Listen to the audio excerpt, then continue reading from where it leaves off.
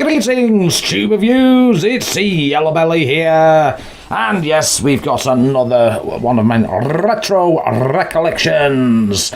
Now then, hopefully the chat box will start working for once, which would be nice. Yes, it does, which is superb.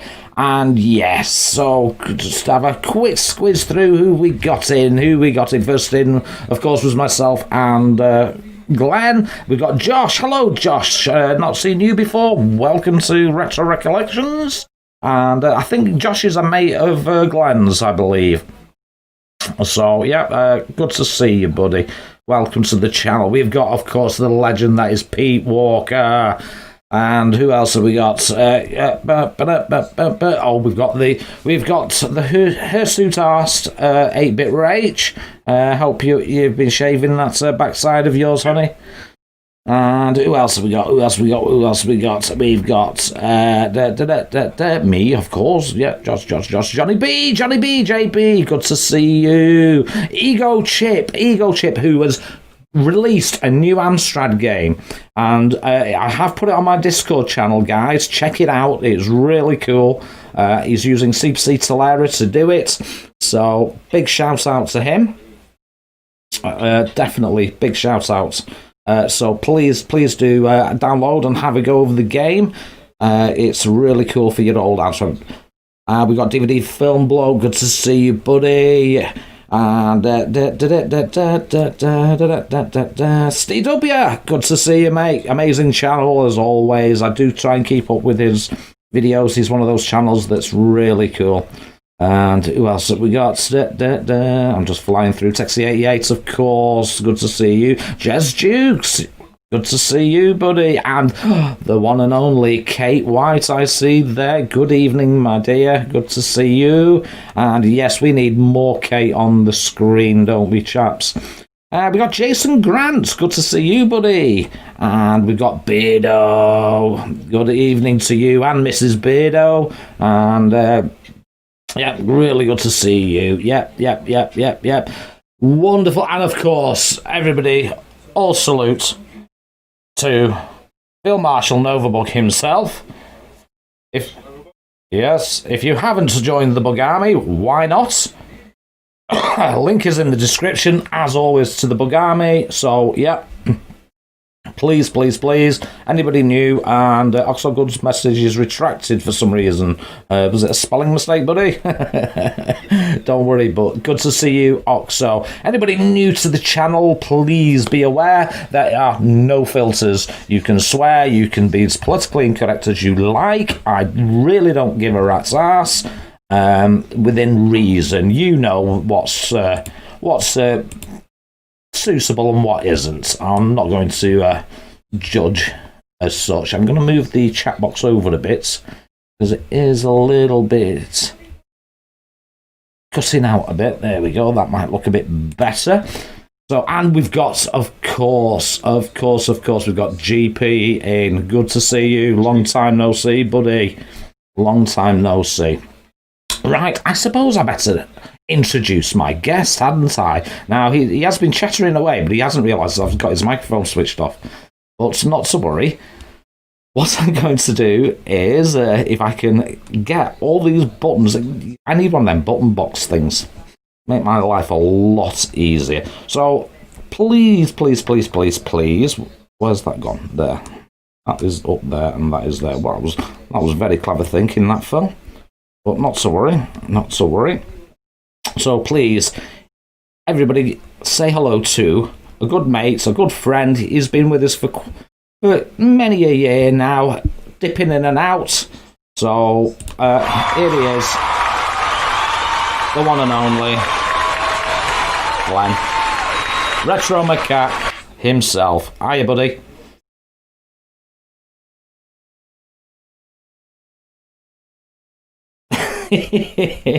Good to have you back with us, buddy. You've been missing in action for a while, and right, hold on, Glenn. I'm getting messages and nobody can hear you. Glenn. Right, what about now?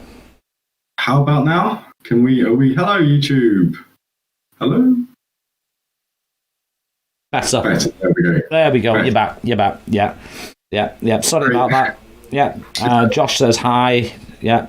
Everyone's saying, yeah, you can hear him. Not my fault. I forgot to switch the other microphone on, the desktop audio on. But not to worry. Right. So, as I was saying, you've been MIA for a little bit from the retro scene, having a break as such. Yeah, that's exactly it. It's just taking some time out. 2020 was a horrible year, wasn't it? So I think I was just hiding from that, really, waiting for it to be over. Yeah, it's been a difficult year for everybody, and exactly that. And it's I've and of course everybody knows that macaques do hibernate. It is in their thing to hibernate, so please, that's another reason why we've not seen much of Monkey. And but you have started streaming again. I noticed the other day. I've not done anything retro as yet, but I plan to. I'm gonna do some recorded content as well at some point. Yeah. I've been set up for ages, but I'm gonna get back on it maybe. Yeah, and just try and be a bit more about.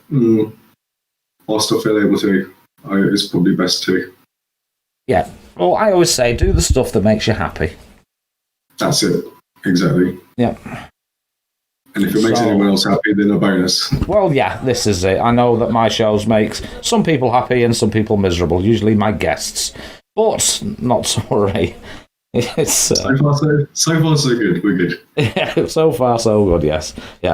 Now, as always, folks, as you know, what I like to do is I send a a questionnaire out to you, and then the good Andrea, who she said she's lurking tonight. She's not in the chat, but she is lurking tonight. So while Andrea is around, but yes, and she badgers the hell out of everybody just to get you guys to fill in these forms and send them back to me, which is awesome. And then we can do these shows. It helps a lot. So everybody give big thanks to Andrea, who is in the background. I had a chat with her earlier, and she's a bit busy tonight, so she's going to have us on while she's in lurk mode. And yeah, so as always, the sheet goes out, and it's all the love's coming in. Yeah. Oh, there's our Mikey. There's our Mikey Smith as well. Evening, Mikey. Hello, mate. There we go. Yes, there we go. So I sent the list out, and I badgered Andrea badgered the hell out of him, and then I badgered him to reply to Andrea because we were panicking. And it's good to see you, dude. Yeah, awesome. Yeah. You should perm 80s style, so it's always visible and on display. I assume they're talking about my locks. I do have it back tonight, but the sides are here. So it's just the top half that's tied here. In a sort of man bun thing going on. But not to worry. Yes, so we're going to start with sweets, just to ease my guest in. So what we like to do is talk about those sweets that we used to live on as children. Because, let's be honest, we didn't eat real food. We used to turn our nose up at the Sprouts. And we actually, Phil Beckham. And we used to live off these things. So I've got your choices here, and I shall pull out the first one out of the packet, so to speak. And you will see it eventually on your screen. It is the good old Cola Cubes. Nice. Yeah, well, I'm pretty sure it's amongst everyone's favourites. Maybe I'm probably wrong in assuming that, maybe, but I don't know. God, what's not to love, apart from the fact that they destroy the inside of your mouth? The angular shape of them just is designed to obliterate the top of your mouth, especially. But that was kind of the masochistic charm of them, I guess. You know, when I was a kid, before my mum left, I wasn't allowed sweets. You see. So I was quite a deprived child when it came to sweets until my mum left, and then at that point it was game on, and I'd get £5 a week pocket money, and most of it would go on sweets. And when I got put in a boarding school for being naughty, and there'd be weekly outings to a shop in Fenny Stratford called Ruby Sweet Shop, and it was just, we'd just go there and we'd probably like be given £1, and that was back when £1 would pretty much buy you. you could pretty much go out on £1. But yeah, so we'd get like all the sweets, and cola cubes would be like, you'd buy it in weights, so it'd be like a quarter of cola cubes, or so call it a quarter of cola cubes would probably cost you about 25p maybe. So then you like try and work out what else, right? So cola cubes, they last. You can just sort of put them in your mouth and suck them, and they're good value. Yeah, I mean, I was going to ask, were you a sucker or a biter? Well, you see, what happened was my mum gave me some sweets once, and they were these sort of candy. Well, they were like peanuts, in the shape of peanuts, and I just sort of I got them and just went started crunching them, and got a good hiding for it. Oh dear! Because apparently I was too voracious. So from then on, I was always like a sucker. But yeah, I think had my mum not rebuked me, I probably would have been a cruncher. But then I was like forever. Then yeah, but I suppose you get more enjoyment if you suck them. You see. Well, I always I mean, if you bit them, what I found is if you because I remember these, I've got strong retro memories of these. And what I would do is you'd bite them, and then the sharp shards would actually cut the inside of your mouth. So, yeah, that's exactly it. Yeah, so it was that balancing act. So yeah, it was literally a case of sucking, I think, is better. They had that chewy centre as well, so you'd crunch it, and then your teeth would get stuck up in the chewy centre. Yeah, and the little shards would be sort of pinging the roof of your mouth. Slicing your tongue open, and yeah, it just, I don't know, was left with a taste of cola and blood because your mouth's wrecked. But they were pretty damn good. I'm pretty sure. I keep seeing retro style sweet shops, and I should go in and have a look. And I keep meaning to, but I haven't yet. But I get the feeling I'll probably end up leaving quite poor. Yeah, this. I mean, will they be the same? Probably not. Maybe because one, they won't have the chemicals that we grew up on. Well, yeah, that's it. Because who knows what they didn't come with ingredients. They were in paper bags, you see. Oh. So you didn't get ingredients on paper bags. You probably did on the big jar behind the counter that they'd pull them from, but. And then you get this little shovel, and pour into the bag. But yeah, who knows what were in those things? Probably nuclear waste from cellar And fond memories of cola cubes. And now another sweet of choice for yourself was, and again, I think this is going to be one that comes up again and again, and is of course the flying saucers. Yeah. Yeah, I was thinking that was like, when I put that in, it's like everyone's going to have said that. But you know what? These things were the real deal. Like these are the 80s for me in sort of edible form. I think if my church, instead of eating bread like the Catholics do, would be like communion wafers. It would be these instead. All kids that go to church. Right. Yeah, there we go. Maybe, mate, right, you're onto something here now, mate. You're onto it. Mm-hmm. So you need to make your own religion up and have communion with flying saucers, and all the kids will be there. They'll be all up for it. That's it, right? And like, I think the strawberry milkshake instead of wine. Yeah. Oh, fantastic. Yeah. Well, if you don't like strawberry, chocolate, or whatever, whatever floats your boat, milkshake wise, but. Yeah, I am the monkey Jesus after all. Well, this is it. Yeah. The cult of I actually, I don't know if you're aware, I'm writing a book. All right. With Andrea, and you're in it. You are in it, and everybody's in it.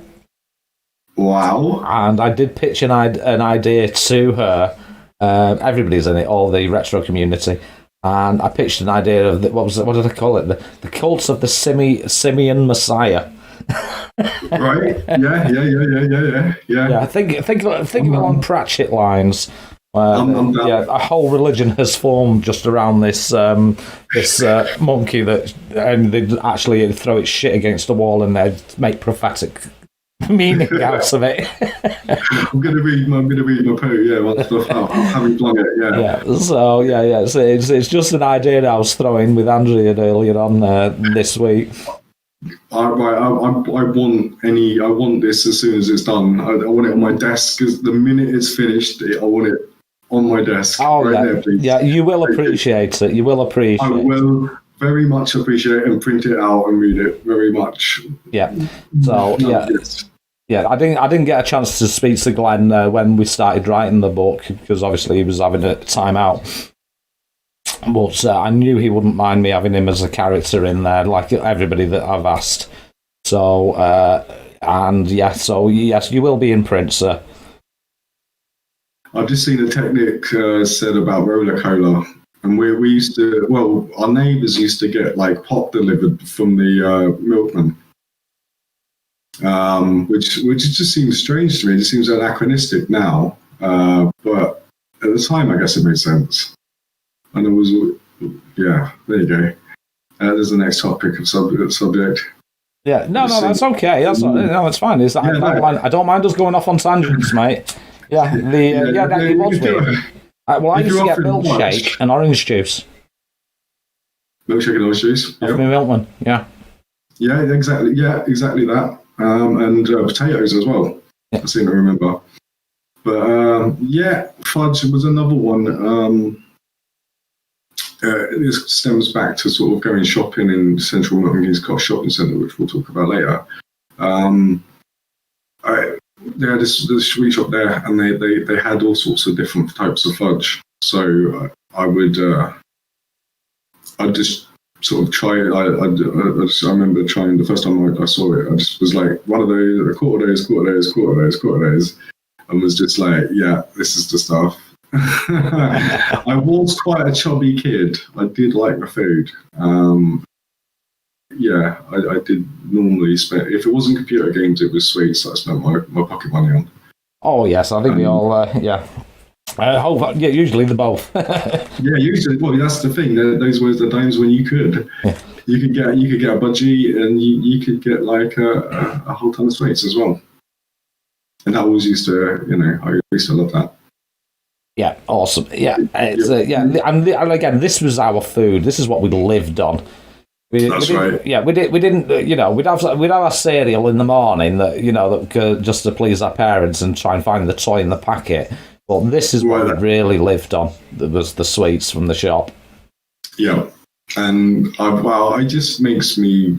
How I managed to process that much sugar, I don't know, because what I'd eat on a Friday night would, I think even now I would struggle to. I understand where you're coming from. My pancreas is twitching as we speak about it.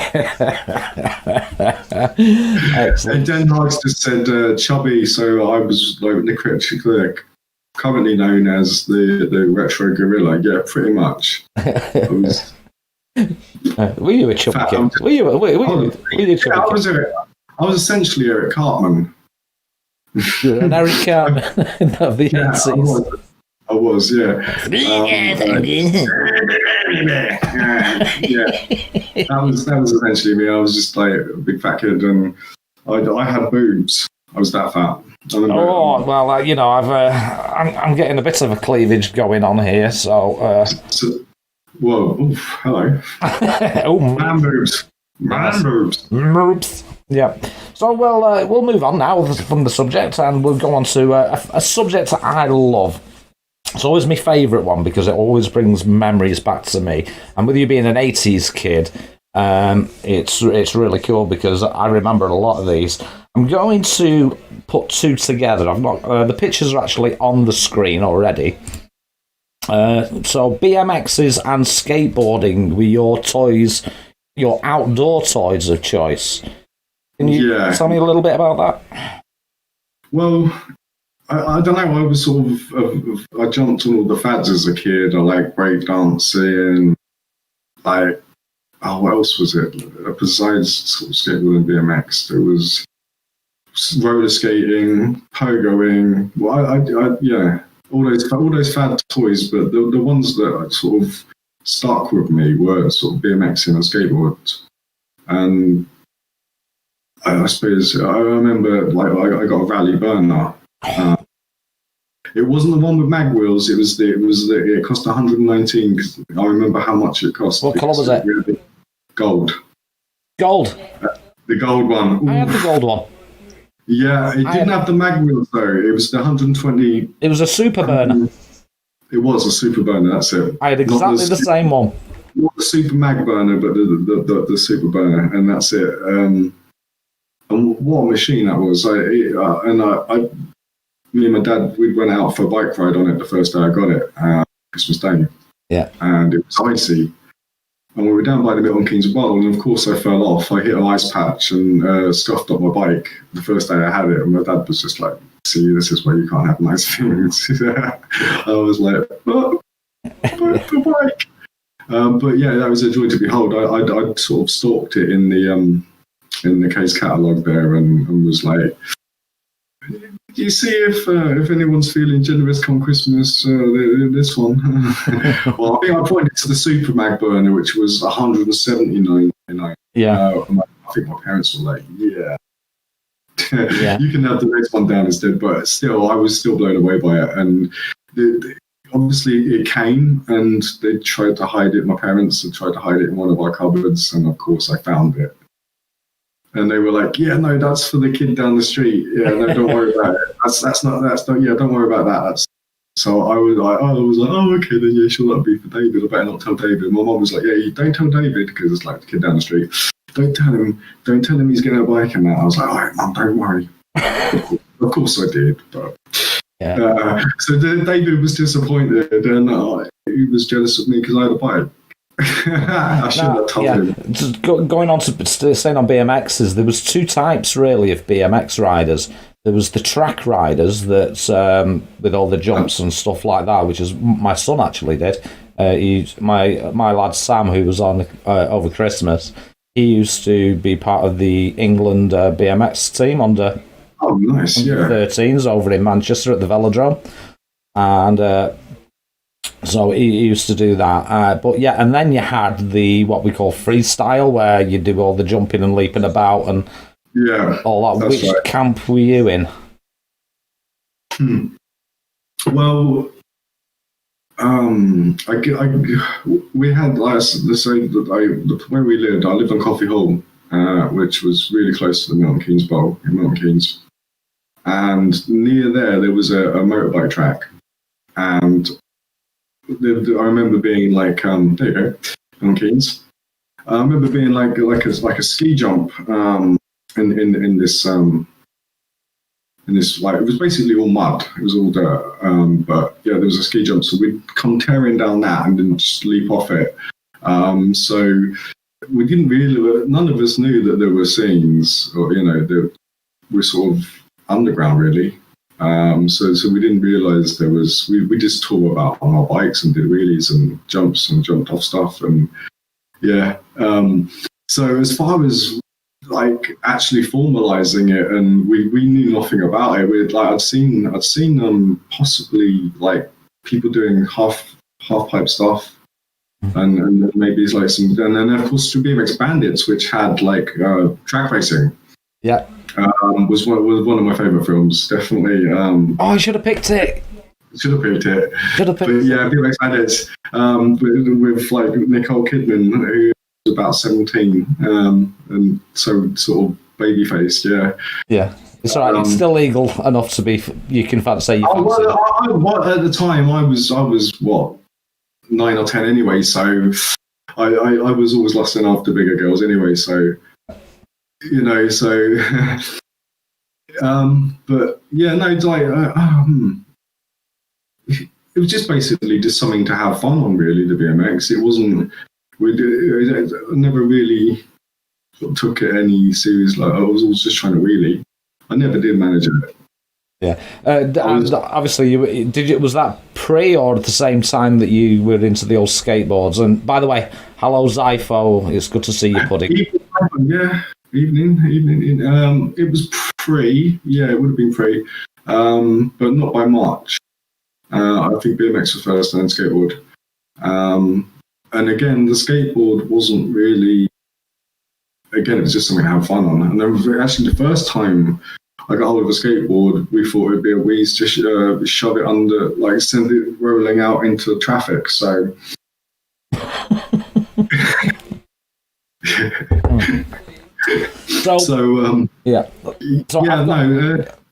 I've got to say now, I've got to ask. Serious injuries? Did you get any? Oh, serious ones, no, but yeah, forever like racking my shins. One time I went off a wall on my skateboard, and the idea was just to sort of just come off the wall and keep going, but the skateboard upended and I got lollipop sticked right in the unmentionables, and that could have been quite unpleasant, but luckily I got my bass rather than unmentionables. But yeah, no, I just so many bruises on the ankles, forever, and bark shins, and a few, like obviously, like I'd put my hands out to land, to sort of land when I'm skating, and I'd get compression injuries where my wrist joint would get compressed, and so nothing serious and no actual broken bones. I mean, we were fortunate with the Rally Burner because it had that pad on the crossbar, and that saved my knackers many a time, and the pad on the old steering stem. Yeah, well, yeah. Both central. Because like I say, we'd hit this ski jump in particular. We would probably hit about 5-6 feet. Yeah. We were sort of all about maximising sort of height and distance we flew, and just being free really. It's that freedom that a bike gives you when you're a kid. It's not. I suppose it's like saying it's having a car or a motorbike as an adult. It's that go anywhere, do anything type of. And there's just lucky that where I grew up, there was plenty of places to sort of for kids to go and. Yeah. I mean, I was lucky. I grew up here in Wales, so. It was a wonderful place to grow up. Really, it's sort of semi-urban where we were. You could sort of just go 5 minutes and you'd be in sort of fairly rural area, even though sort of Milton Keynes isn't that rural, but yeah. It's rural enough for us, It was, Right, moving on. We're still on toys. I'm going to shift over to the large screen now, like so. And let's have a look. There it is. I'm going to play your first video that I found. It's one of your toys. And we'll play that, and then don't forget, mate, anytime you need a piss or anything like that, just give me a shout, and I'll just pad it out. Right. I'll cover for you, don't you worry. So here's the first one. Hopefully this audio level's okay for folks.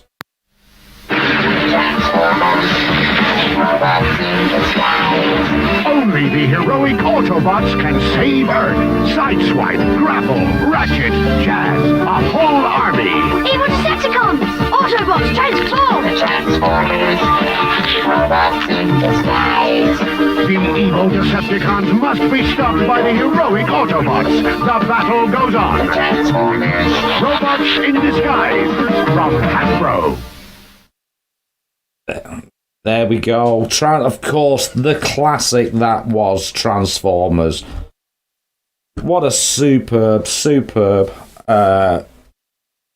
toy and TV program. I think they absolutely captured the world with whoever invented that genius idea. Indeed, it was. Yeah, and this is another one I thought that everyone would pick. But I don't know. It was just so great. There was just so much to love about it. it was essentially a 22-minute advert for the toy, but that didn't matter, did it? No. It was just brilliant. And I remember going to see the movie in the cinema. Actually, the Milton Keynes Point. And yeah, just being blown away by the soundtrack and just how awesome it was, and that what happened to like Optimus Prime, and yeah, it just I just remember being like completely swept up in it. Yeah. So, which ones did you have? Did you have particular ones that? I had Starscream and Grapple, and I had the front part of Optimus Prime. I didn't have the trailer. I had the front part. Just the front part. I think I found it at maybe a car boot sale or a jump sale. No worries, Technic. No worries, you. I'll catch you later, mate. Technic, by the way. Yeah, by the way, Technic, get your list in, mate. Get your list in. In fact, that goes for everybody who's on there, including you, Zypho, who's not been on yet. Get your lists sent off to me, please do, so we can fill the diary up as such. Grimlock. You have to see the arguments mentioned earlier. It's the one of the dinosaur ones, wasn't it? If I remember rightly. Yeah. Yeah, superb, yeah. And don't worry, guys, if you pick the same as what somebody else has picked, because don't forget, your memories of that toy or that program may be different to the other person. So that's why I don't mind covering it again. So, which we'll see later on. So don't you worry. Yeah, so good night, Technic. Have a good night, mate. And I'll see you on catch up. It was... I was, what year are we talking now for Transformers? Are we talking late? 84, 85? 84, 85. So I was 14. When the movie came out. Yeah, I was 14, 15, so I was out of toys at that stage. I was getting interested in girls. Right, yeah. I started. So I guess it passed you by a little bit then, really. It did, but I did watch the cartoons. Fortunately, my younger brother started getting into this stuff. Yeah, I had my Amstrad then as well, so I was and doing me O levels, I should say. So that was my main focus. But my younger brother still had the toys, and I would play with them. But now my younger brother Mike, the problem he had is he'd always break them, and then I'd have to try and fix them for him, being the older brother. Right. Yeah. But yeah, it was a cracking toy. Like we said in the chat there, whoever came up with that idea, it was just pure genius, pure marketing genius. Yeah, a toy that'll turn into something. And it always reminds me of when I see Transformers now. Did you ever remember the film Big? Yeah. Yeah, where they tried when they're showing them toy prototypes, and they're and he's just like, no, this is rubbish. Like, why would it turn into that? Yeah. It was a robot that turned into a building. Yeah, into a building. That's it. Yeah. I knew it was something mundane. I was going to say fax machine, but yeah. It turned into a building, and he was like, well, "Where's the fun in that?" Yeah. What's the point? Yeah. But yeah. And then I suppose like you get that little bit older, and then something. Overnight, you're not into Transformers anymore, and it's like I suppose that happened to me in a way, because I suppose I must have moved on to the next thing, which I shall click onto the big screen. There's the Transformers over there again. I forget to close that. That's an iconic element of that as well. Oh yeah. Definitely. It's worth watching just again. Autobots, transform! The yellow one was the one I had. Evil Decepticons must be stopped by the heroic Autobots. The battle goes on. Robots in disguise from Hasbro. One I had. I got that from my aunt.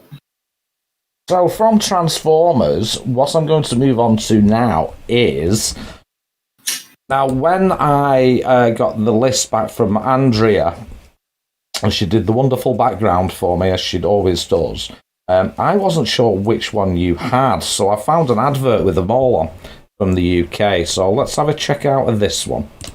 The astonishing Tomitronic 3D games. 3D thundering turbos. Only the most courageous driver can win. And 3D Sky Attack. Invading UFOs threaten to destroy a planet. They must be stopped. Tomitronic 3D games. Packed with 3D action. Only from Tomy.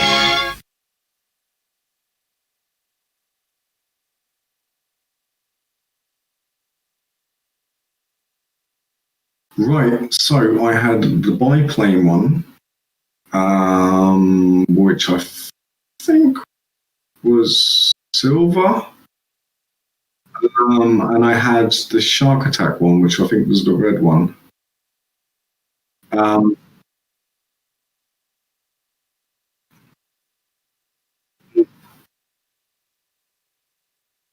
they were.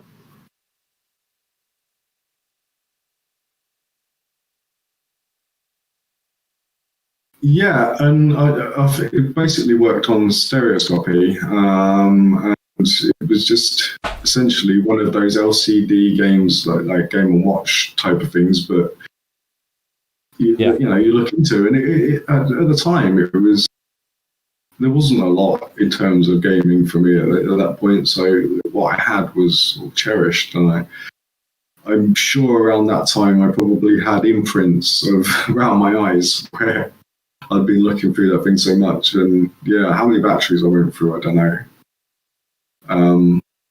I also had a fire. I think it was called Firefox. It was a grandstand one. Oh yes. So it wasn't the look through one, but it was those three, and I was really into them. And I sold them, unfortunately. Oh yeah. People have so much now, but. Yeah, that was my fault, folks, by the way, in Higher John Gage. Because when the video plays, I mute my mic so it doesn't pick it up twice and cause echo. And I keep forgetting to switch it back on.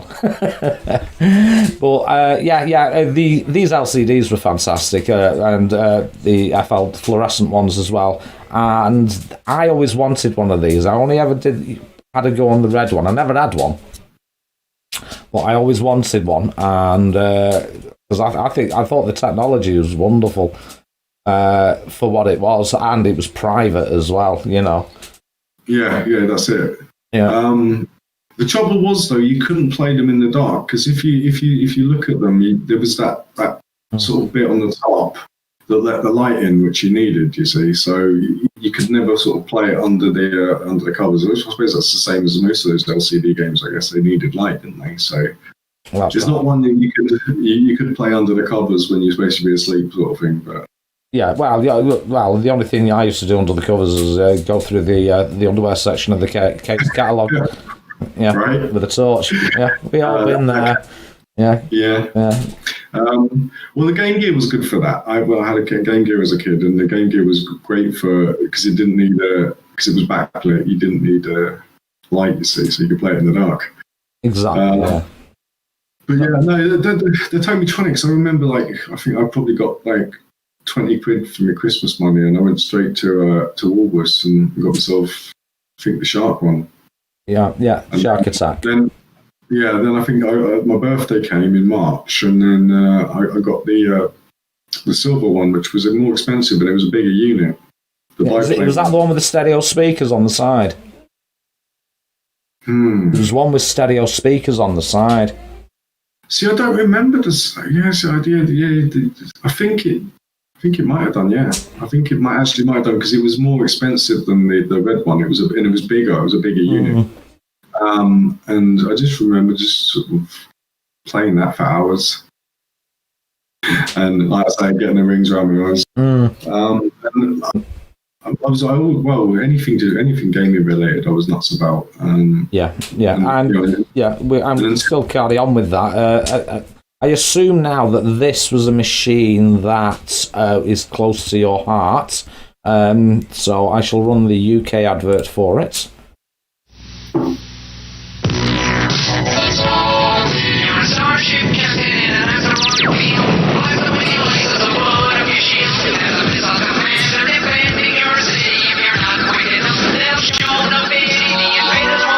From the sky they drop. Just keep coming. 3 out-of-this-world games from Atari, the #1 video computer system with more games than any other. Everyone's gone Atari, the #1 video game. There we go, the old Atari 2600. What a machine that was. Right, yeah, and that was just so 80s, wasn't it? Early 80s, maybe. Very early 80s, yeah. 79, yeah. I think. Was it 79? 79. It was very 1979, wasn't it? Yeah, the 2600. What it just kept going and going and going and going, even after causing this sort of great video game crash of 83, 84, and it just sort of juggernauted through. And I think it wasn't it like 12 years in production or something like that. Yeah. 1977, according to the DVD Film Blog, it was launched. Yeah, launched in 77, and was sort of supported up until sort of 89, I believe. So 12 years, yeah. So did you have the Woody, or did you have the plain black Darth Vader one? Well, it doesn't really tie in with my sort of recollection of things, but we had the black one, which wasn't released till 86, and I thought we got it sooner than that. And so I was quite surprised about that. So I was like, okay, so maybe I was trying to remember the sort of chronological and the timelines, and yeah. But what did we have? We had. I remember. Pac-Man. It was Ms. Pac-Man, not actual Pac-Man, because Pac-Man was terrible. Yeah. And E.T. I had E.T. and I loved E.T., but I couldn't figure it out. I didn't know what the heck E.T. was all about, but I loved it, and it came to me as a shock when I, many years later as an adult, find out on the internet that E.T. was just a reviled game because I had such fond memories of it. I was like, but it was great, and then I sort of went back and played it and was like, maybe not. Maybe they were right. Just a very odd game, but for some reason I'd seen E.T. at the cinema, so I was sort of banging to E.T. So I suppose I was receptive to it. There was nobody there to sort of say, "Oh, this is a bad game," and I was probably too young to sort of discern it being a bad game. But for me, it was an enigma. And Centipede as well. Centipede had a decent port. And one of my neighbours had a massive 2600 collection of games, and I went and borrowed a game, and my parents were like, "No, you're not supposed to talk to that neighbour. Return the game immediately." And I was like, "But it's pinball," and they were like, "Go, take it back, and don't talk to that guy again." I was like, "Okay, sure, whatever. You know best." Was he an older gentleman? He was, yeah. Yeah. No, Did you not get suspicious when he'd say you're only allowed to play as Atari naked? I think that was coming. I think he was, yeah. I think Stranger Days, yeah. See, I was oblivious to that as a kid. All adults were trustworthy. They didn't have anything like that back in the 80s anyway. Yeah. All adults were trustworthy except your parents, because they're the ones that would hit you. Well, yeah, exactly. And it didn't do me any harm until it did. Yeah, a bit of bomb fun doesn't do anybody any harm. Anyway, so that kind of leads us nicely into your game. Just gave you sweets, exactly, mate. Yeah, sorry, mate. Yeah, strangers gave you more sweets and got into Rachel. Super. Exactly. Yeah, it's good that we can laugh about these things. Indeed. So I'm going to pull up Bosch, hopefully this, and it'll work.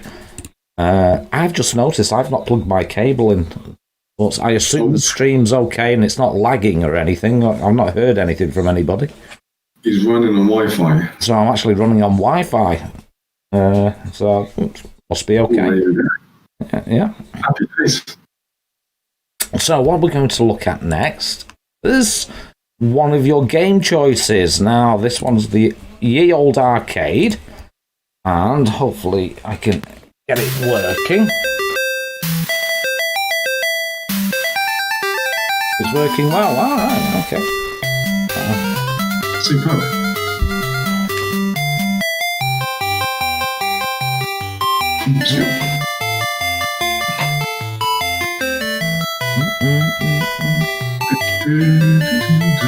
Ladies and gentlemen, Glass Joe.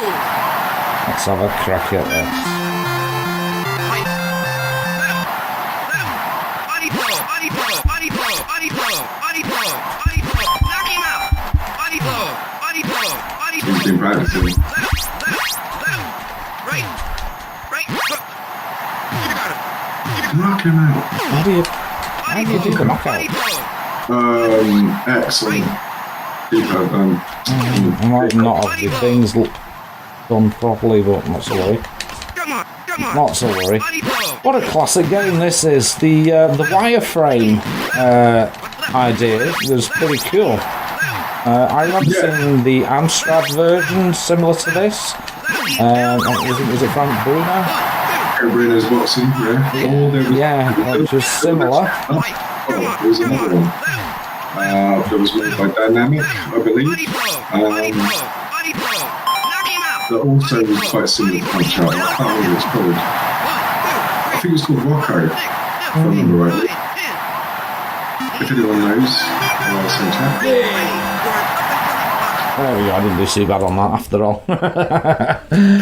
Yeah, what a classic game this was. What I shall do is knock the sound down on it, and then we can talk about it. I'll just let it play itself out, hopefully. There's my main, there. I can turn the sound down on that. There we go. So, tell me, tell me your fond memories of this. Yeah, well, on a Sunday we'd go to Clifton campus, which was just across the road from where we lived. And there they'd have a live band playing. Upstairs they had a swimming pool. And basically just a leisure centre, and they had arcades. And these did get changed out fairly regularly, but for a long time they had Punch Out, and it was the one game that sort of any 10p I had went into Punch Out really.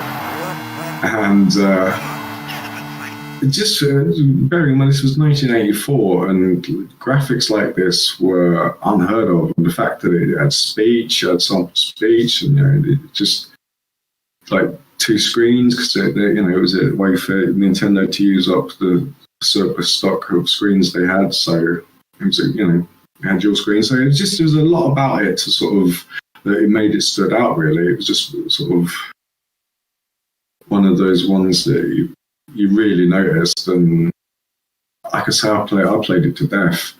And I always Rocco, there you go. So yeah,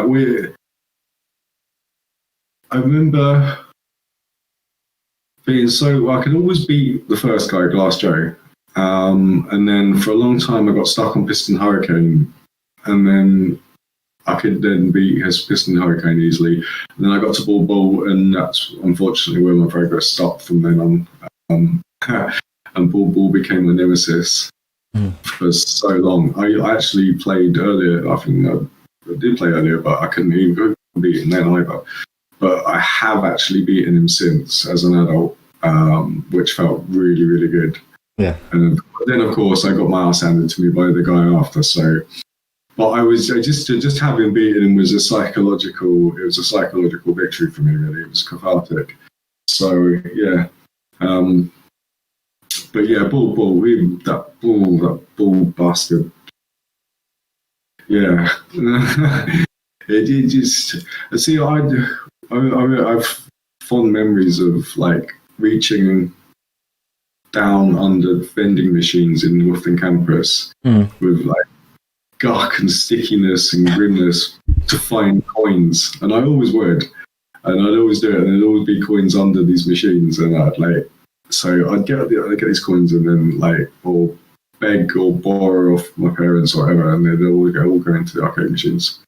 I didn't care for pool. I didn't want to, go swimming or do anything else. I just wanted to play on the machines. And Punch Out was probably one of the most memorable ones. Also Tron as well. Tron was like a big one. I remember we used to do judo lessons there as well. So after we do judo lesson, and then after judo we play Tron. Yeah, good times. Oh, indeed, good times indeed. I'm going to move on to your next choice of game, which was a surprise for me. Let's have a look, because I've never seen this before. And let's have a look. Here we go. Now, hopefully I can get it to run. And it's a Data East game, and it's on your old SNES.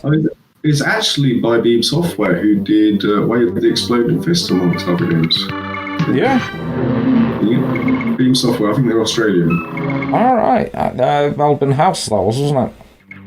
Yeah, I think they were affiliated or sort of did work for Melbourne House, if I remember right as well. So yeah. Well, this is an isometric.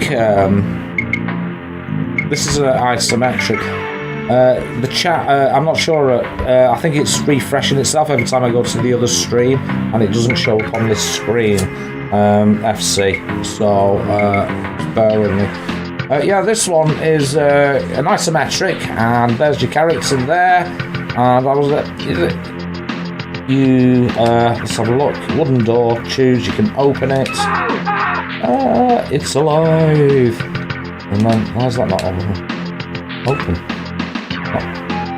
I assume that you can pick things up. Yeah. You're going to have to talk me through this, bud. Well, essentially what you've got is a graphical RPG, and it's a pretty darn good one as well for its time. And it's sort of, I suppose it's kind of the next generation of isometric games, I guess, from what we were used to on the Amstrad. And yeah, it's. See, I just played it earlier, and it was starting to come back to me, but I was kind of like, this is almost sort of incomprehensible. Yeah, so basically, what it is you it's an adventure stroke RPG, and yeah, and what I remember playing it at the time, just being so deeply into it, and just being like, I suppose it's the world you build in your head, I guess. Yeah. Around it, and I just remember that, just being sort of completely engaged in it, and it just being sort of probably one of the killer apps for the status for me. Yeah. And it just sort of reminds me very much of the time and the place I was in, which was Aylesbury, in about 17, 18. And I got my SNES, and I had a magic card, and I had all these games. It was about 4 I played, and this was just one of them. I remember getting really, really far into it. But yeah, no, I played it earlier and was just like, what the hell? Yeah. No, it's a real sit down and think, and I should imagine map out game as well. Yeah, well, it's based. I think it was a board game initially. And it's become an actual franchise. The franchise is still they're still making games, and I think they're still making the game and like stuff related to the game and that. So yeah, it's I suppose it was just sort of Cyberpunk 2077 sort of for 1990 blah, and I love the whole sort of cyberpunk thing. I like the whole aesthetic, so yeah, I suppose it called to me on that level. I wasn't so much a fan of the sort of sword and sorcery sort of roleplay. I was more into sort of like this sort of thing, like more sort of future, Fallout, sort of dystopian future, sort of whatever. Yeah, this was more sort of thing, and sort of a bit more grounded than the swords and sorcery stuff. So yeah, I suppose this sort of started my love of RPGs, I guess.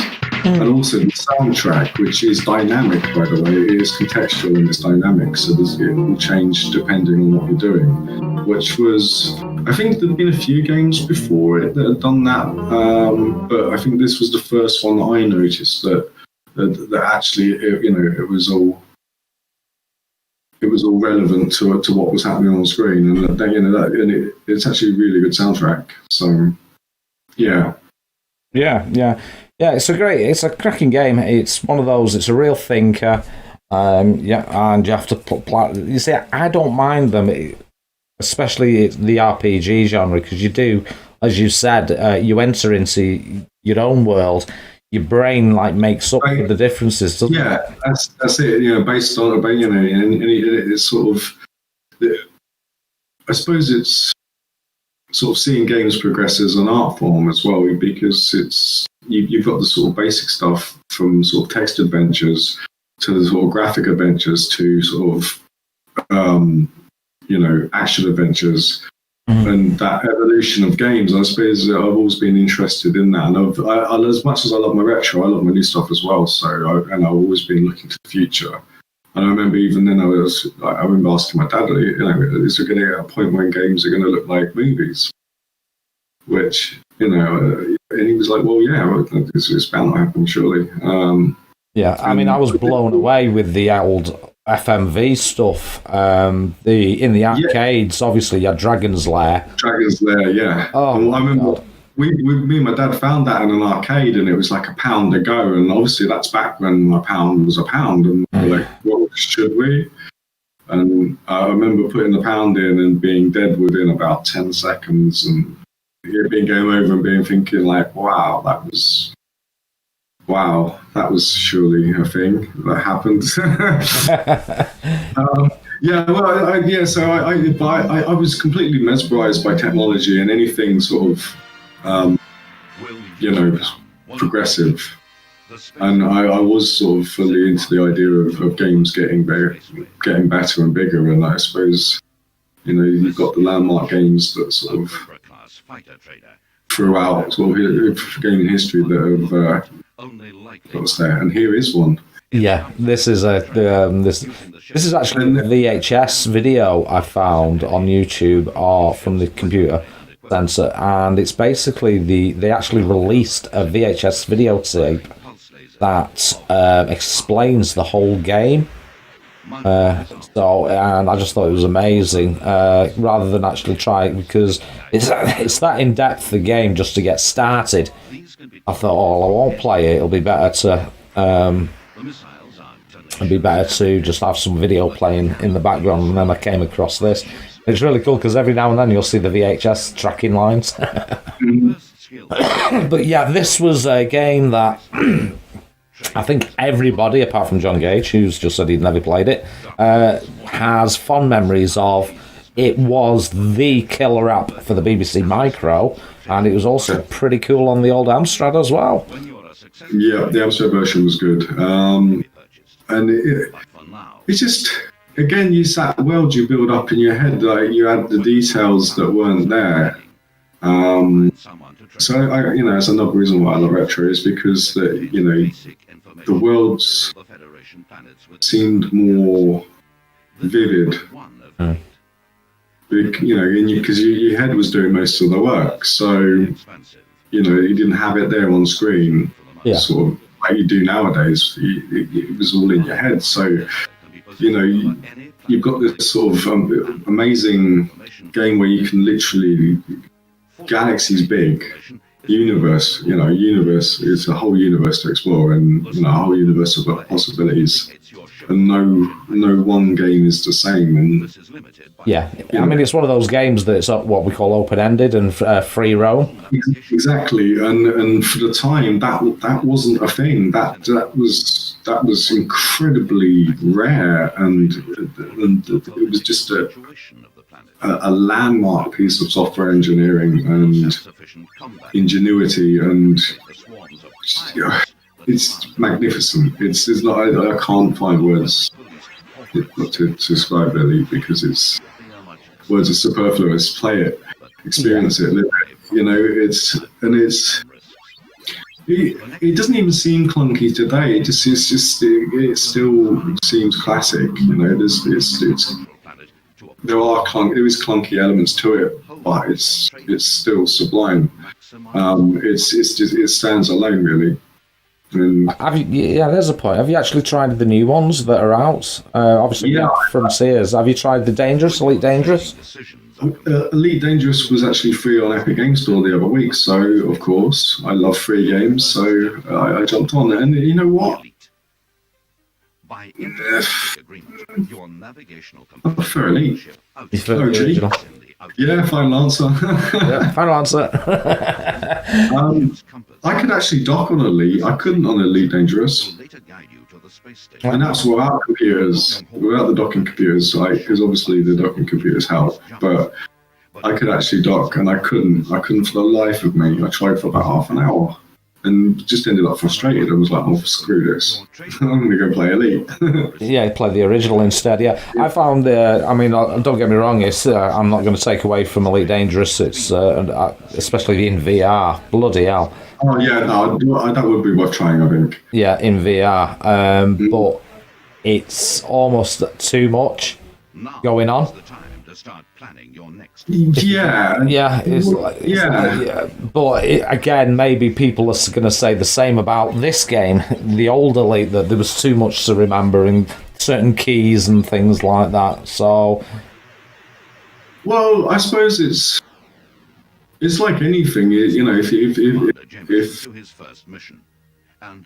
it grabs you, it grabs you, I guess. But it's one of those ones that is definitely worth the time and effort.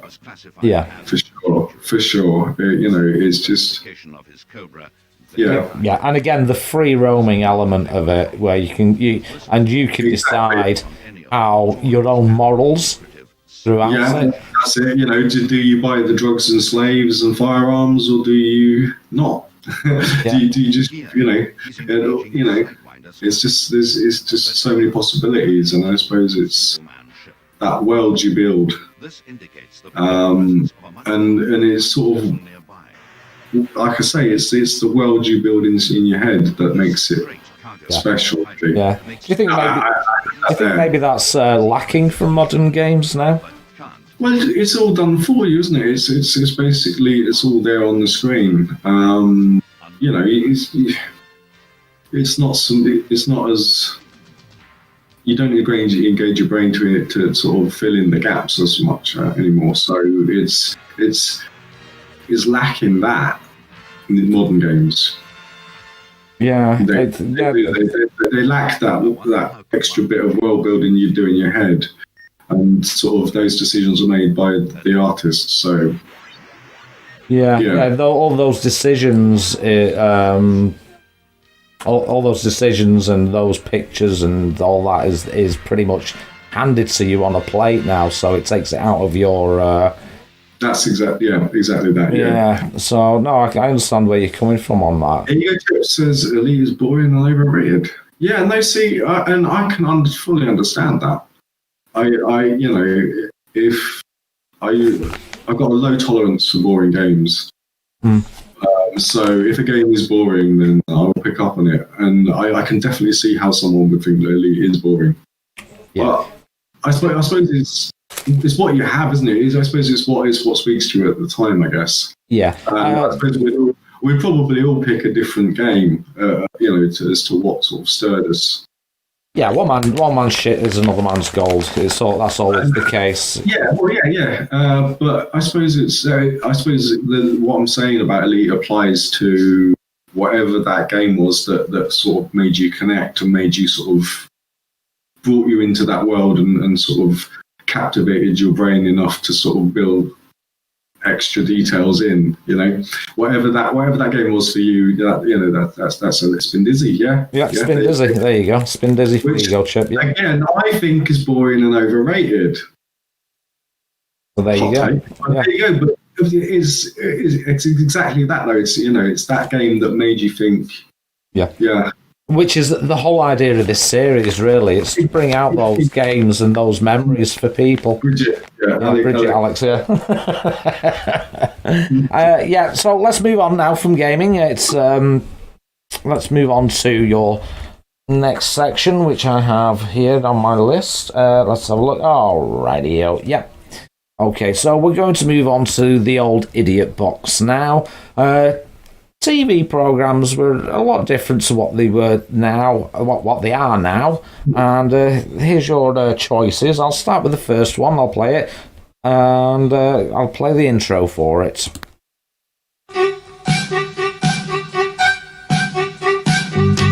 One for one and one for one. Musket hounds are always ready. One for one and one for one. Helping everybody. One for all and all for one. It's a pretty story. Sharing everything with fun. That's the way to be.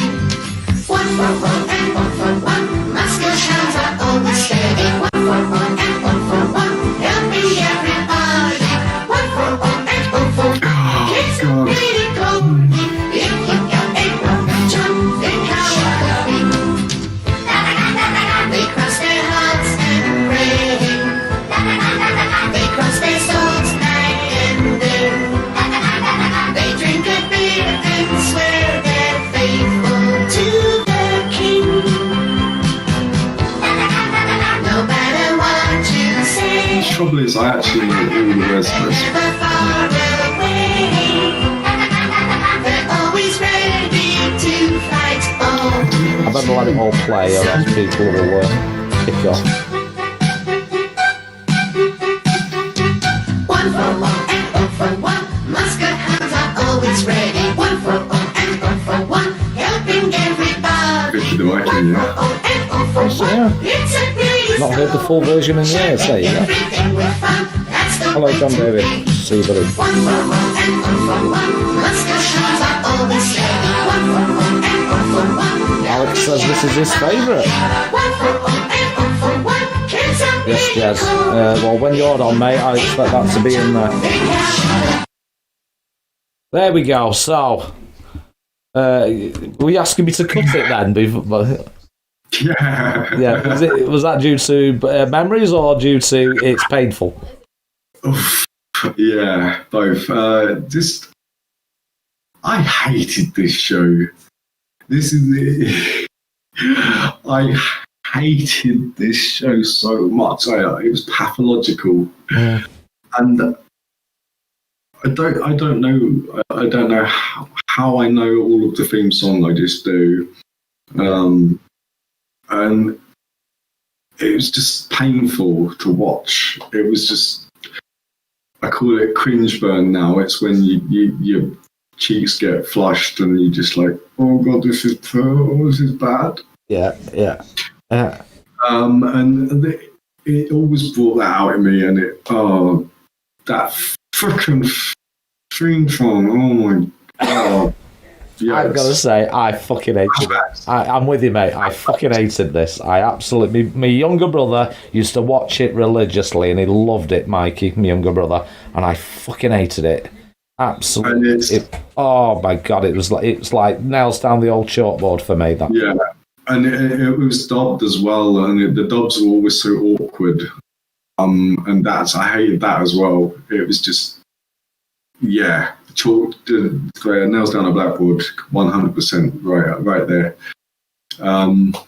Yeah, 81.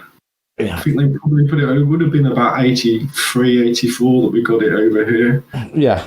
And looking at it there, it looks Japanese. It kind of has. It was that cheap animation they used to do. Anime to it, yeah. But was it Spanish? Hey, Mike. Hey, Mike, going to ZT. Was it Spanish or Italian or I don't know what it French. was. Possibly French. It's some kind of. Sure, I saw a French version on YouTube. Technically, it was a joint Spanish-Japanese project. There you go. So, if anybody's going to know, it's going to be Texas. Good knowledge of Texas. Yeah, man. Just there was so much wrong with this, and I suppose there was. I like Scooby Doo, but I hated Scrappy Doo. It was just so cringe. Yeah. Oh. No, I'm with you. I'm totally with you on it, mate. I really am. I fucking hate. I fucking hated this show with a passion. With exception to sort of maybe He-Man and Transformers, He is indeed, Jess. He is indeed one of those. But yeah, no, the cheap cartoons, those there was Hanna-Barbera, just some of those were just so bad. Yeah. I used to love Captain Caveman. Captain Caveman, you see, that was the 70s Hanna-Barbera. Then you had the 80s Hanna-Barbera, just wasn't up to snuff. Yeah, they tried to go cutesy, didn't they? Yeah, and Muppet Babies and stuff like that. Oh no, oh god. And then stuff like It Ain't Half Hot Mom as well. I know it's not cartoons, but just like going with TV in general, stuff like that, I just couldn't stick. And there was a show called Grandad. Oh yeah. What was he called now? What was he called? The actor. Clive Dunn. That's it, Clive Dunn. Yeah. And oh god, I couldn't. It just offended me. I'd been incensed if I was forced to watch Grandad. Yeah. And I'd sort of sneer at people that laughed at it. It was like, I don't know. But yeah, no, stuff like that. Just yeah. it ain't half hot, Mum. Are you being served? Yeah. Oh dear. But yeah, going back to cartoons. Yeah, 70s Hanna-Barbera, 60s, 70s Hanna-Barbera over 80s Hanna-Barbera, definitely. Yeah. Let's move on to something a little bit more grown up. I'm going to try talking over it a little bit. So, because I'm going to get... I think this is the one where I'd have to actually delete the video completely. Dun, dun, dun. Yeah, so I'll have it quiet in the background. I always wondered what was the crime that they were wrongly convicted of. Well, that was the one. What was it? What had they done? I don't think they might have explained it. I'm a little rusty on that 18 law, but yeah, what a show, man! And is like, I don't know what it was, but TV theme songs were better. A lot better in the 80s and 70s and 80s. Of course they were, yeah. And the main man was Mike Post, who pretty much did the theme tune to all the shows. But this one, what a theme tune! Yeah, it just it gets you pumped. It does, doesn't it? Yeah. Explode. Yeah, I mean, Stephen J. Cannell, there you go. There you go, Mike Post and Pete Carpenter. What was their original crime that they were accused of that they didn't commit? That's worth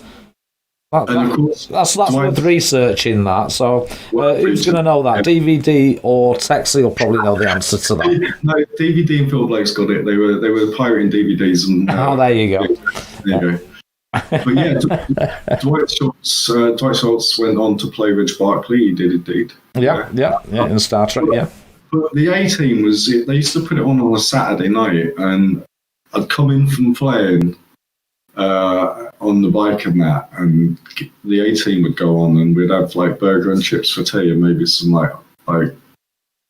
maybe some milkshake, chocolate milkshake, and yeah. I'd be a happy little monkey just sitting there like...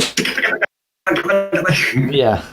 That was the one thing. I always thought Americans were just bad shots because the amount of bullets that flew and they never hit anybody. Yeah, that's it. It's like thousands of rounds like shot and only BA ever got shot once. There was that one episode where one of them got shot and it was BA, and then like it was looking bad for BA because he was going to die. But yeah, that's pretty good going, really, to sort of have done that many episodes and only one person ever got shot. And all the stunts, obviously, here we go, Jez Jukes. Jez Jukes, he's the crime he didn't commit was murder, but they did rob the bank. But that was for Uncle Sam, so they were allowed to do that, but they were set up. There you go. I actually remember that now you said that. Yeah, there was an episode about it. Then when they went more into the law. There we go. Yeah, the Boy George one was just wow. Yeah, it was just so weird. It seemed so normal at the time, though. It didn't. Yeah. Just Boy George and the A-Team. That's fine. Yeah, no problem with that. Yeah. Nothing weird about that. Nothing stupid and like on the nose about that at all. But yeah, I suppose I was one of those kids that would play the A-Team, and I wanted to be all of the characters. I wanted to be all of the A-Team, which of course that idea went on to become MacGyver. So it was literally all of the A-Team. I just loved every like member of the A-Team. Oh yeah, they were all brilliant, and they all had their own character, which is nice. They weren't like characters blended into one, which you get now. Yeah, well, the thing is they'd have side characters as well, though, and like they were sort of ancillary members of the A-Team. One of them being the Lass. I liked the Lass, and then there was a guy called Eddie, and I didn't know he was kind of cool, but he wasn't the Lass. Amy, I think she was called. She was Bonnie, and so yeah.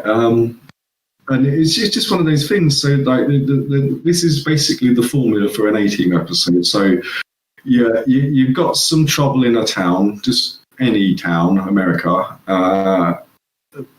Someone's nephew or cousin comes to the aid of the person being bullied, thinks, oh, we could ring the police, or we could ring this vigilante group known as the A-Team, who then turn up and proceed to shoot goons. Well, they don't shoot, they shoot at the goons, obviously, and then the A-Team get put into a corner, have to build something, escape, win the day, end the show, end credits. There's your A-Team. There's your A-Team episode. Yeah. It writes itself, you know. Yeah, maybe. yeah. And sometimes they mix it up with drugging. Drugging BA just to get him in an airplane. Giving him the old Bill Cosby smoothie. So you know what I mean. So it's it was just an odd show. It just would they make a show like A-Team now had it not existed? I don't know. Would it? If they did, would it be as good? Hell no. I think that would make me sad if they tried to do the A-Team again. Have you noticed also in every single episode, these people would hire them, but they'd never pay them? Yeah, no, they never got down to the business of it, did they? Yeah, like, come on. You know, we've done the job, give us the cash kind of thing.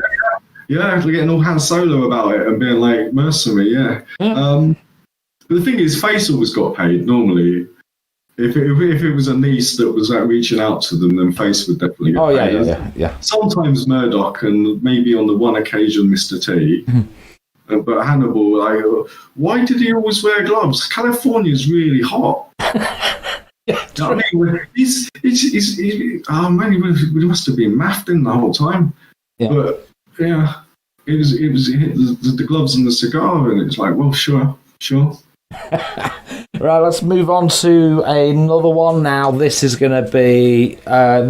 actually, this is quite old. I was surprised at this one, but I'll play the opening tune. What an sorry, pressed the wrong button. What an absolutely amazing show. I love it even to this day. I don't think there's many shows nowadays where people still quote. That's it. And it's... who hasn't it influenced really in the last, however long? But the thing was, I'm trying to remember how I got into Monty Python. I think my dad had one of the albums, and it was the one that had 3 sides. It was a record that it had 3 sides, and how it worked, it had 2 grooves on one of the sides, and depending on where you put the needle was depending on what side it would play of that side. Right. And that I think that was awesome just in itself. And then of course you've got like the content itself, and I'm trying to think of all the obvious. You got all the cheese shop, the dead parrot sketch, blah blah blah. But my favourite was, is this the right room for an argument? Yes. I told you once. Yes. No, you didn't. Yes, I did. Yeah, the silliness of that was just, yeah. And I suppose from then on, it was just like, I was mad for Monty Python. I think I had all of the records in the end, apart from the newer ones. We found them all at the car boat sale. But yeah, I watched any and every episode they put on telly. I think I ended up watching all of. It was 3 seasons in the end. There was 3 series of Monty Python. Yeah. Was it 4? I'm 3 or not 4. sure. One of the guys will say, hey, if it's 3 or 4 seasons. Let us know, guys. Is it 3 or 4 seasons on that? What's that text? He says, the foot comes from a painting called Venus, Cupid, Folly and Time. Yeah. Terry Gilliam would obviously just sort of chop up bits of art or, just what have you, bits of magazines and just animate them. And, they were so sort of striking visually. You couldn't help but think, what the heck's this? And obviously, then this sort of mind blowing, sort of crazy stuff would happen. With people popping out people's heads and like this. Terry Gilliam was just a genius. Yeah. Now fuck off. Yeah. How did you get on with the films? Yeah, the films are great, actually. Like, which one was it? Meaning of Life. I think Meaning of Life was the first one I saw, which is the worst one in everyone's opinion. But yeah, it's a weird film, and I loved it. I loved it for that. And yeah, just the absurdness of it, the absurdity, the silliness, just. Yeah. Yeah, I love that nobody were. I mean, something I spoke to Novabug last week about. They took the piss out of everybody, not just left or right or this, that, and the other. And obviously, like The Life of Brian took the piss out of religion, and absolutely fantastic film. And again, these films have quotes that even now, if you started it, somebody will be able to finish it. That's exactly it, yeah. And it's, well, they were all really, really clever guys, weren't they? They were all Oxbridge. And, obviously done the footlights and they'd done the whole shebang and were, very sort of smart guys. So they knew of what they speak. The details that they'd put in could only be put in by those people.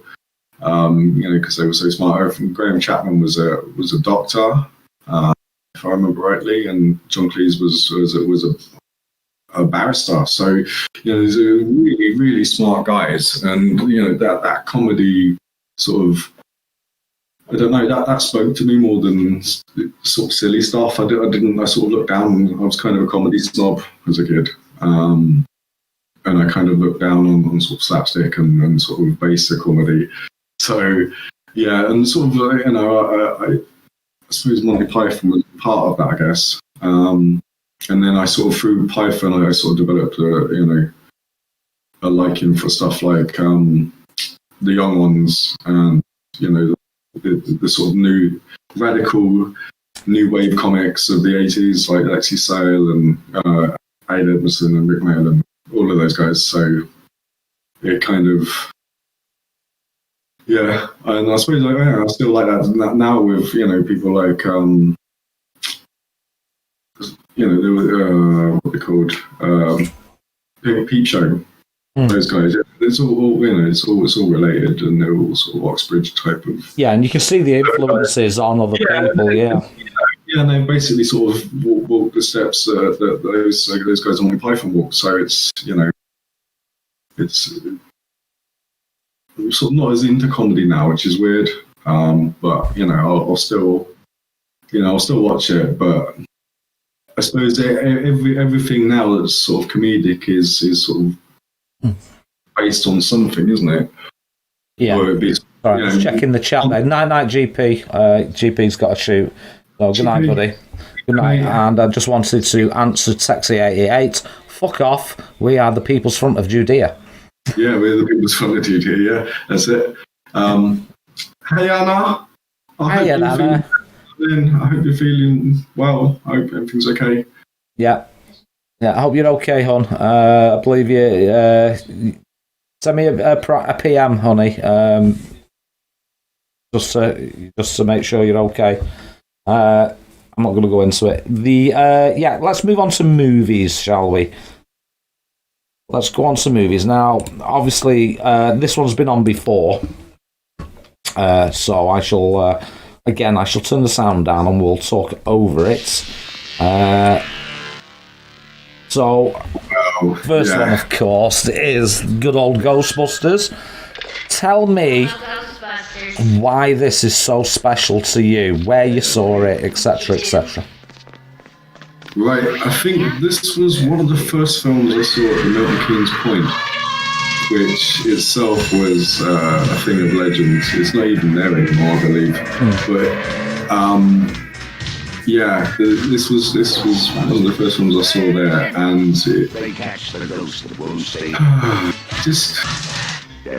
was it? No, because this was in Bletchley. It was in the Bletchley cinema, the Odeon in Bletchley, because this was 1984. And me and my dad went to see it, and I didn't know anything about it. I think my dad had possibly seen something, maybe seen like film 84 or something, and he was like, okay. So he was just like, all right, you're coming with me to the cinema. I was like, sure, okay. And we just sat there and were just like, this is just blown away by it, just completely. And we were loved by it, and I was Ghostbuster mad for ages. And then my cousin actually made on the Amstrad, he made a thing that it printed out the Ghostbuster sign and played the music. But my dad said he did it. He didn't really do it for me, but my dad said he did it for me, just like to maybe like glow in that. But and just Ghostbusters. I was just mad for it, and it was so sort of, I don't know, just marketable, wasn't it? It was. I remember collecting like the stickers from, I think it was Shredded Wheat for doing stickers, and they had these awesome stickers, and I had these all over my door, because I put stickers on my bedroom door.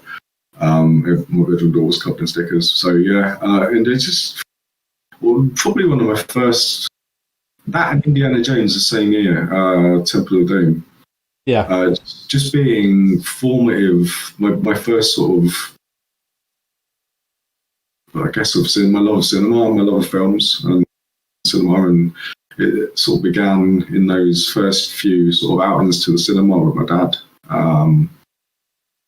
And just me and my dad. I just remember me and my dad just laughing the whole way through Ghostbusters and just talking about it on the way home, just being like, how cool was that? And like the music, we were just remember like walking home and singing the theme and just being completely into it.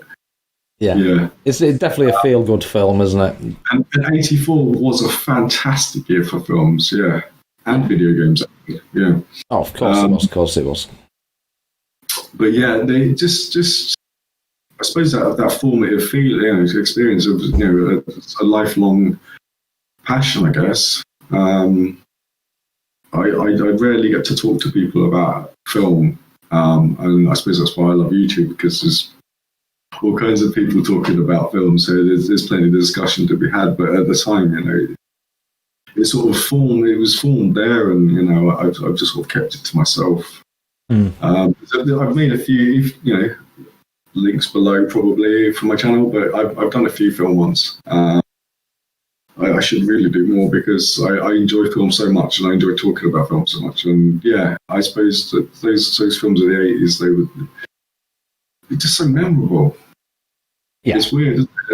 Films nowadays don't seem as memorable. Yeah, they don't stick with you, do they? I mean, I don't know if that's an age thing, or whether it's just the quality of the films ain't the same. I think it's probably the quality. I think like I've seen so many films where you kind of know what's going to happen, how it's going to happen, when it's going to happen, and I suppose films back then, were novel. I suppose it was like, I suppose they hadn't been around for 80 years at that point, but I suppose everything hadn't already been done. I guess. I suppose it had, but I don't know. The whole 80s, just the 80s was just amazing. Yeah. Just it was creative. I always say we were experimenting and we were creating stuff.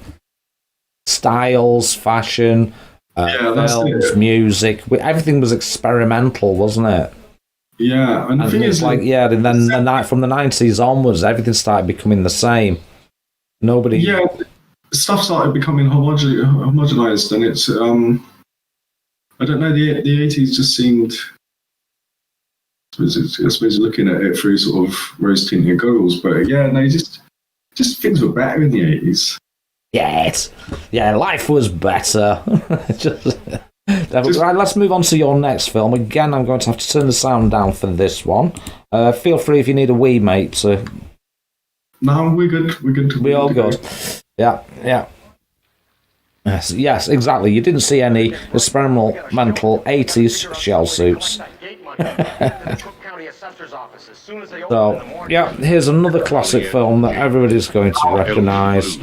And I must have watched this film, the VHS I had of this film, 2 men with a mission, 30, 40, 50 times. 11 days. It'd just go on whenever I felt like it. And just one of those films that gives you the feels, it's just a rip-roaring good time. It just must have been so much fun to make this film and being involved in it, and that comes across. And it always shocked me that it bombed when it was first released. And it's like, well, why? Because it's just so freaking awesome. And the soundtrack, again, it's one of those formative things. The soundtrack it got me into music beyond sort of Madonna or the pop that I've been listening to. Yeah, older music and sort of more like stuff like R&B and soul and Motown. And again, it's one of those lifelong things that I've always, loved and have sort of gone on to love and for it to be a part of my life. So it's, I suppose it's formative and it just makes me feel good, this movie.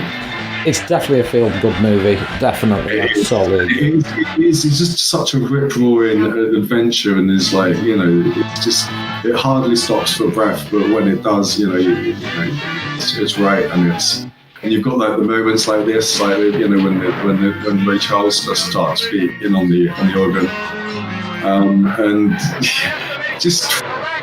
what's not to love? They did like 145 cars destroyed in the making of, which I always dug, and I'm sure I tried counting when I was a kid, and I tried counting again when I was older. But it's difficult. You lose track. Yeah. And Carrie Fisher. I know. She was gorgeous. Yeah. So, definitely. Peak Carrie Fisher and peak Dan Aykroyd, peak sort of Belushi. All of them at their peak. Yeah. Of their, Thank you. And just brilliant. I believe it was John Landis directed it, and I don't think he did make some good films afterwards. But I think this for me was his. I think he did do Trading Places? Yeah. Which was probably as good. Yeah, Trading Places was good. Yeah. Yeah, I could probably not as good because it didn't have the music, but just what a film, just a lamb out film really, and it's always I'm glad it's now seen with the respect it deserves. You know, as much as the follow-up, the sequel, Blues Brothers 2000, is revered, reviled. This is revered, and yeah, it's just a good time. If you haven't seen it, go watch it. Yeah, please. yeah. If you've not seen it, there's certainly something wrong with you. Yeah, and if you don't come out having enjoyed it, then again, there's something wrong with you. You need to go get yourself checked because you need therapy. Yeah, definitely. Yeah. It's just great. It is great. I've got that. I'm gonna watch it later. I think I'm definitely gonna go. Is that your nighttime fix tonight? Yeah. I think it will be the sleep time movie. Yeah. Although I'll probably end up watching all of it because Yeah, it's long. It is a long film. It is actually a long film as well. Yeah. Yeah. And obviously, just moving on. Oh shit! What's the matter? Streams suspended for policy violations. Oh my days! Has it? Did you play the music? I had it in the background. Oh, Gideon, fuck you, YouTube. Go to hell and die, YouTube. Yeah, mate. Yeah, there's a few people coming over. So yeah.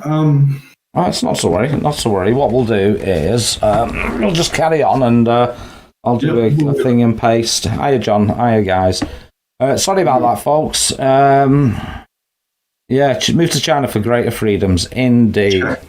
Yeah, good old YouTube, as always, has decided that to end the stream because of copyright material for some reason, even though we were talking over it, and it's freely available to people on where I got the stuff from. But it's not a problem, we shall move on. Yeah, I'm back on another stream, folks.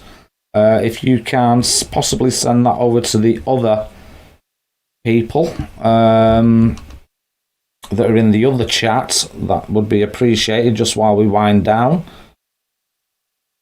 Right, so I'm going to carry on as before, and I'm just going to have this in the background as quiet as possible. And yeah, the chat's disabled, right? No worries, Rachel, no worries. There's not much we can do about it. We'll just carry on. We've got 14 people now, so... Yeah. Others might pick it up. So, yeah. Yeah, no worries, John. The final thing we're going to run is...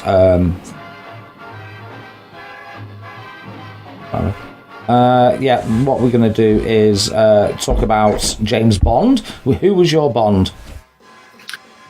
Oh, well... I suppose Timothy Dalton. But yeah, I don't know. Just all of them. Just as a kid, I didn't really. I liked the Goldfinger because it just had like the gadgets were superb, and then who doesn't love an Aston Martin that chucks people out of it? Yeah. What's not to like? And I love Roger Moore because he was he was the one who was Bond when I was younger and more into Bond. He was the current Bond. So, but yeah, no, just James Bond as a concept. I think like what's not to like about a badass spy who, a suave bastard and gets to sort of hang out with these beautiful women and smash the crap out of bad guys. What's not to like, License to motherfucking kill.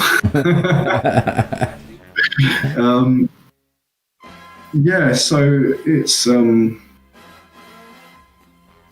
I suppose it was just the whole premise of it, and the thing, I'd get really excited when there was a Bond film on, and I'd just be sat there the whole time, being like, cheering him on, and And I remember being utterly terrified by Richard Keel as Jaws in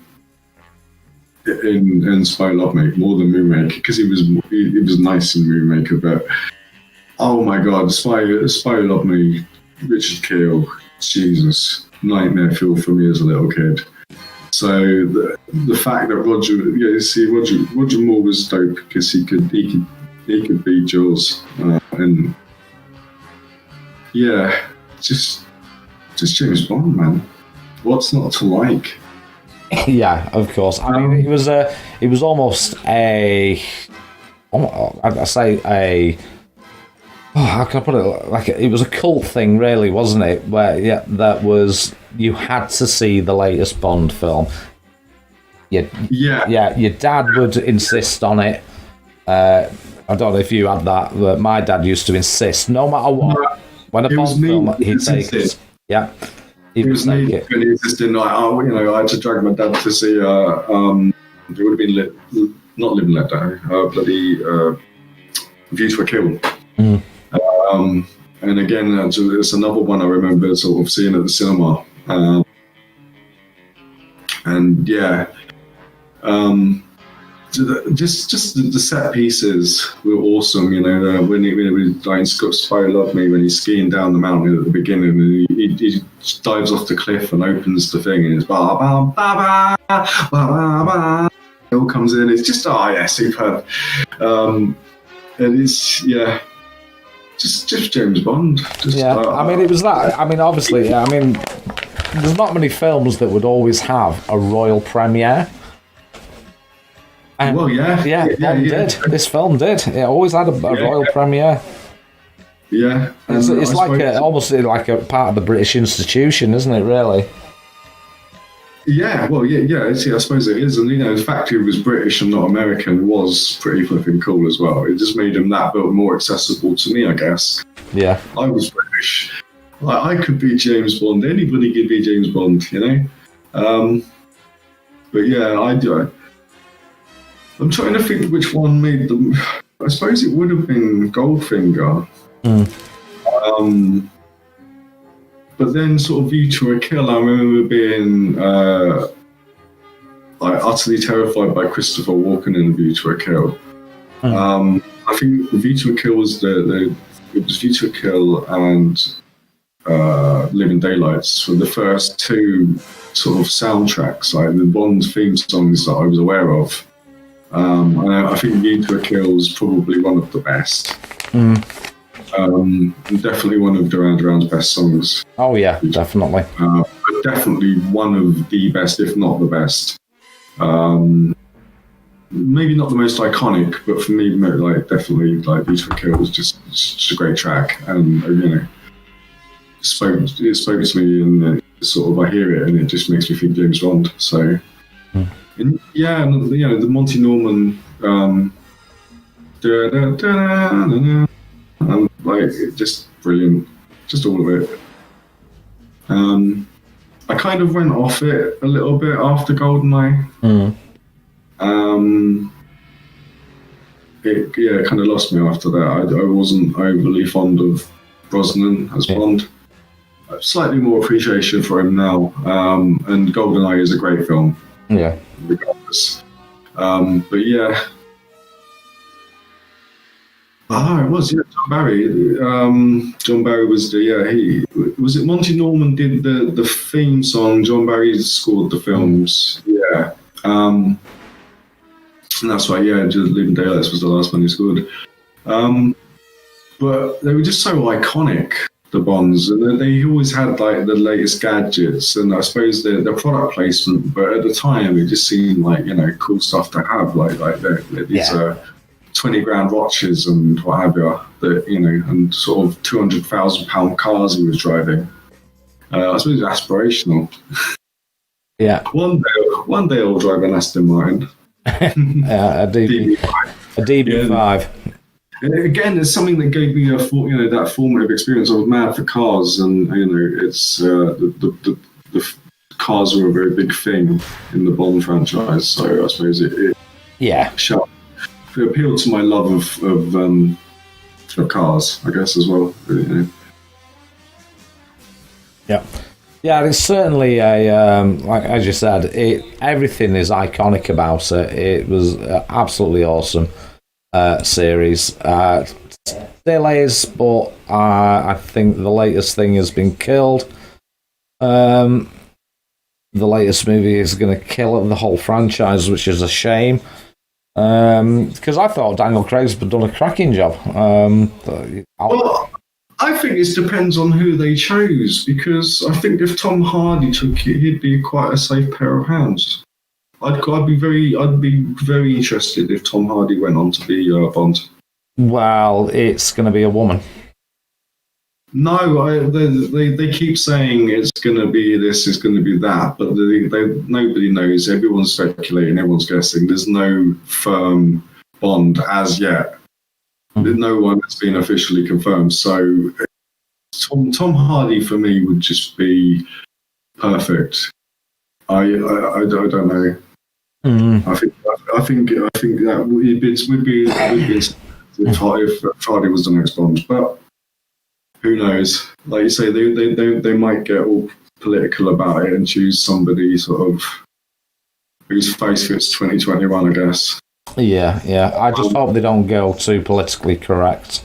The thing is, it's always been cutting edge. Bond has always tried to be sort of cutting edge and on the edge of sort of social stuff and, technology. And that's very, it's going to always evolve. It's just, I hope it evolves in the right direction. Yeah. Because the character himself, especially in the books, he was a womanizing murderer. Well, yeah, pretty much. There's calls for you to be the next Bond, and I've now replaced Tom Hardy with, as my favourite Bond wannabe now is you. Yes, Yellowbelly for Bond. #. Yeah, I can certainly do the womanizing side of things. Exactly, yeah. Licenses to big fags. Yeah, and I can certainly kill people with my after smoke. Right, yeah. So that take a few years, but Yellow Bond. The man with the golden Fudge. Yeah. The name's Bond. The name's Belly. Yellowbelly. That's it, yeah. There we go. So there we go, sir. There's just one more thing I want to cover with you, if that's possible, because we are at the end, despite the interruption we had, and I've lost it. I can't find it. There it is. Something that you keep popping up, and it's going to your playground of sorts. Yeah, pretty much. The floor of Central Monkey Shopping Centre is made of marble, which is incredibly smooth, which is great for skateboarding. And not just that, it's just every sort of pocket money day on a Friday, I'd go there, would buy video games and like get McDonald's maybe, or, it's just so much tied to my childhood, this place. There's so many memories. My dad worked there as a cleaner for a couple of years. And just, so much of my history is tied up with this place. I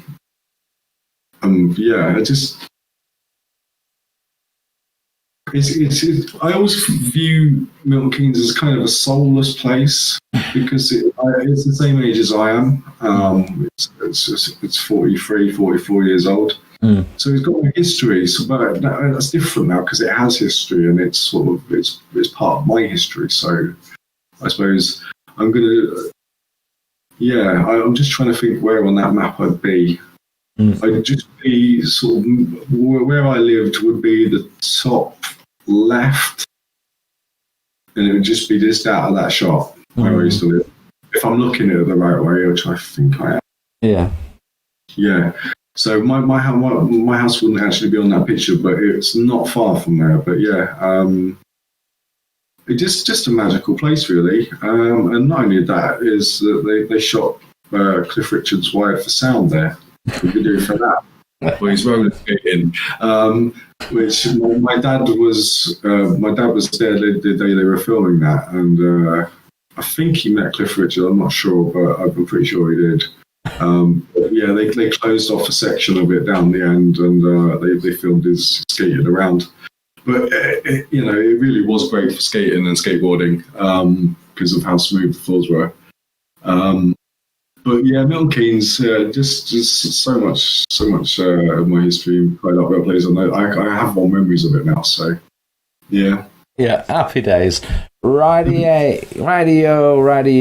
Oh, don't you worry, Sam. Don't you worry, matey. Good to see you pop in. Good to see you, Sam. Yeah, I'm glad your day's over, mate. Yeah, I'm glad it's over for you, matey. Radio. So then, there we go, folks. We are at the end of the stream, despite the break. What I shall do is I shall sort out the video, take out what is going to that caused it to close YouTube to do it, probably the Blues Brothers stuff. Yeah, so I'll have to cut all that out, but and then I'll paste this section into it as well. I'll do and then publish that. So big thanks for everybody tuning in. Next Sunday, I believe I am working, so Texie, if you wanted to take my spot, feel free to do so. And thank you all for being in. It's always nice to get all your mates in one place and everybody have a little chit chat and have a little bit of fun. And we love you too, Sam. I will fix the video and then I will upload it. Probably won't have access to it until tomorrow, YouTube being the way they are. But I shall leave the final goodbyes to, of course, my guest, Monkey Jesus. There he is in big fat screen. And I'll let you say goodbye. Cheers, mate. Thanks for having me. It's been a pleasure. And I was worried before. I shouldn't have been, because it's been an absolute blast and you've been a fantastic host. Thanks for having me, mate. Oh, and my pleasure. Seeing everybody in Mikey's stream, hopefully next. Yeah. Mikey's streaming. Yeah. So, yeah. I believe Mikey's probably already started. I think he was going for a 9 o'clock start. But thank you so much for coming in, especially on the last notice as such. And but yeah, it's been great having you on, and it's nice to have you back in the community, buddy. Don't be a stranger. Okay, mate. I'm gonna. Yeah, even if you just pop your face in on a stream or in Discord and just say, "Hi guys, I'm okay." Yeah. Blah blah. Just keep in contact, mate, because you are a treasured member of the community. Oh, thank you, mate. Thank you. You really are, and we do miss you. So what I shall do is start closing down now, folks. And Pete, if you are there, put the links in. Or Mikey, if you will. That'll be appreciated. There we go. He's done that for me. So, yes, we're going to move over to Mikey Smith. I believe he's probably already started. But we shall move on to that. And what I shall do now is say thank you to everybody. Thank you, obviously, to Monkey. Thank you to everybody sticking with me and finding me again after the break. So I will see you all in a fortnight for the next stream. And all that leaves now is Yellowbelly out.